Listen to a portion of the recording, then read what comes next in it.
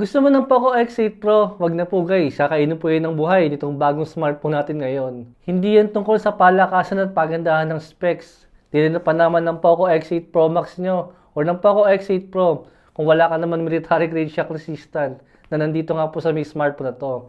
Sige nga guys, ibalibag mo nga yung Poco X8 Pro mo ngayon. Laban dito sa may bagong smartphone natin. Siguradong lugi ka rito guys. Takot mo lang ibalibag itong ganitong klase ng smartphone nyo guys. Pero itong smartphone natin, kahit barilin nyo po ito, siguradong matibay pa rin. How much more po guys yung ibabalibag nyo lang. Ano ba processor ng Poco X8 Pro? Dimensity ba yan? Nakapanis yan dito sa may Snapdragon processor natin. Huwag nyo na lang pong alamin kung ano yung tutuscore nila. Basta naka-Snapdragon to. At talo po itong Poco X8 Pro nyo na meron pong Dimensity overheat na processor guys.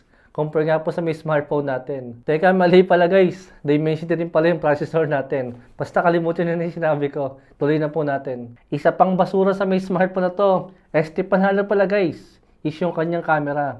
Saan ka naman nakakita ng camera na pagka nag-switch ka ng front camera, imbis po na lumipas sa may front selfie camera. Yung mismong camera po guys yung umiikot. Grabe yan guys, kaya Oppo nyo lang po makikuha yan. Sa mga gamer dyan, grabe rin po yung performance niya sa may Mobile Legends. Napaka-smooth.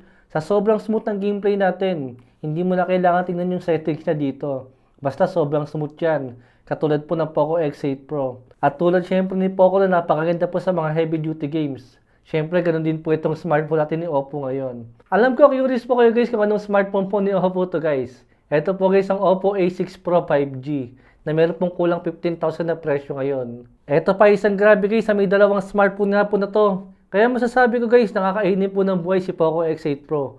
Paano nangyari guys na ito pong smartphone ni Oppo is nakapaglagay din po ng 6.5 mAh na battery. Dito po sa napakamahal po na smartphone nila. Este napakamura po na smartphone nila. Kulang 15K lang, pero naka 6.5 agad yung kanyang battery. Gusto mo maglaro ng heavy duty games? Hindi rin problema yan sa may Oppo na yan. Kung napapansin nyo po yung gameplay natin dyan, malag siya diba guys? Hindi po sa may mismong smartphone yan.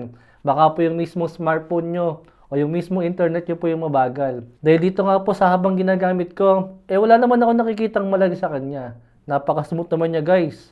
Baka yung cellphone mo lang o baka yung internet mo lang yung mabagal. Eto guys magkasing bilis lang po ang Poco X8 Pro 5G sa may gaming.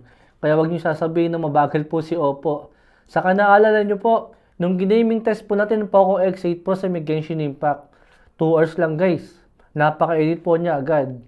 Pero ito pong si Oppo A6 Pro, kahit 10 hours po na gaming sa may zombie tsunami, sobrang lamig pa rin po ng smartphone na to. Kaya hindi po kayo kakabahan guys na magkaka-deadboot po si Oppo. Dahil sa sobrang hina niya, sa sobrang lakas po niya, napakaganda rin po ng thermal niya. Sa sobrang ganda po guys ng Oppo A6 Pro 5G, naubusan po ko ng mga sasabihin sa kanya.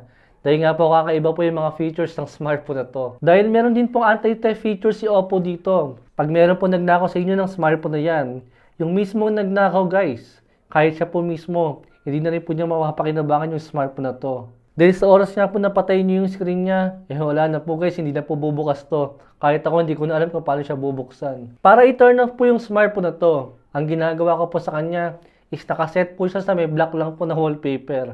Yan guys, patay na po yan. Ang problema lang po dapat every 30 minutes, pipindutin mo siya para hindi mamatay ng tuluyan yan. Di ba guys, napakasakit sa ulo ng smartphone na to. At least guys, sasakit din po sa ulo yung magnanakaw po ng Oppo A6 Pro 5G nyo. Ano guys, may ganyan ba yung Poco X8 Pro 5G nyo? Walang ganyan yan. Dito nyo lang po makukuha yan. Sa defective po na Oppo A6 Pro 5G ko ngayon. Linawin ko lang po yung battery niya guys. 7,000 mAh battery po yung nakalagay sa may Lazada. Pero yung 4G version po guys yung naka 7,000. Habang naka 6.5 lang po yung 5G version. Ayos yan di ba guys? Isipin mo yung pinakamahal pa, yung meron pong mas maliit na battery. Dito po sa may speaker natin, sobrang lakas niya. Hindi na sapat guys na ilagay lang basta ni Oppo na malakas yung speaker niya. Dahil lumaabot nga daw po siya ng 300% na volume guys, napakalakas niyan. Grabing speaker yan kung si Oppo naka 300% na volume. Paano pa kaya itong halagang 3.5 lang na smartphone natin ni Nubia? Na meron pong literal na merong Bluetooth speaker sa likod. Malamang baka umabot na to guys ng 500% na volume. Meron pang guarantee po guys na 6 months po na fluency protection si Oppo. Ibig sabihin po, sa loob po ng 60 months, makakasigurado po si Oppo na napaka-smooth pa rin po ng smartphone natin. Pero after nga po na 60 months, doon na po magpapadala si Oppo ng mga updates po para bumagal yung smartphone natin. Guys, sponsor nga pala ni Oppo itong video natin. Kinuha ko na rin po dahil maganda po yung offer nila. Para makabili po tayo ng ibang smartphone po na mas maganda sa may Oppo A6 Pro 5G. Para makabili nga po tayo ulit guys ng bagong smartphone ni Oppo.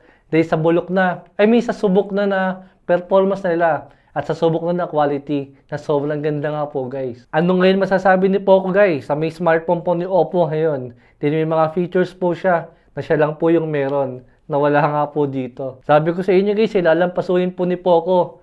Lalampasuhin po ni Oppo etong si Poco guys. Kaya ano pa yung hinihintay nyo? Meron po tayong link ng Poco X8 Pro 5G dyan nga po sa dyan sa baba. Meron po tayong link guys ng Oppo A6 Pro. Mag-order na po kayo. Military grade shock resistant. Pwede mo itong ibalibag. Ito guys, pwede mo rin ibalibag. Alam ko hindi mo yan gagawin. Pero ito pwede nyo ibalibag guys. Thanks for watching.